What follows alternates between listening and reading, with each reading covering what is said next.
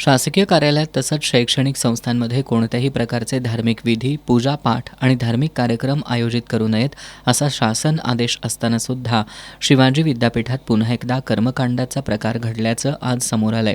आज विद्यापीठाच्या प्रवेश विभागात अंगारकी संकष्टीनिमित्त धार्मिक विधी आणि पूजापाठ सुरू असल्याची माहिती मिळताच संविधान सन्मान युवा प्रतिष्ठानच्या कार्यकर्त्यांनी विद्यापीठ प्रशासनाला याबद्दल जाब विचारला.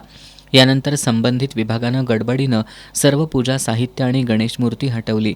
शासन नियमांचं उल्लंघन करण्यासह भारतीय संविधानातील धर्मनिरपेक्षता या मूलभूत तत्वांची विटंबना करणारा हा प्रकार असल्याचा आरोप प्रतिष्ठानच्या पदाधिकाऱ्यांनी केला.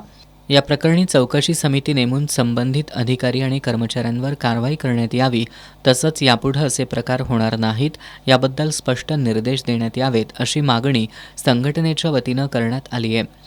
कुलगुरू डॉक्टर ज्योती जाधव यांना याबाबतचं निवेदन देण्यात आलंय. यापुढं असा प्रकार घडला तर आम्ही आमच्या पद्धतीनं कारवाई करू असा इशारा प्रतिष्ठानच्या वतीनं देण्यात आला. यावेळी संविधान सन्मान प्रतिष्ठानचे अध्यक्ष निलेश बनसोडे, उपाध्यक्ष शिवराज बुद्धाळकर, सचिव पंकज आठवले, अमित समुद्रे आदी उपस्थित होते. गेल्या काही दिवसांमध्ये दुसऱ्यांदा घडलेल्या या प्रकारावर विद्यापीठ प्रशासन आता काय कारवाई करणार हे बघावं लागेल.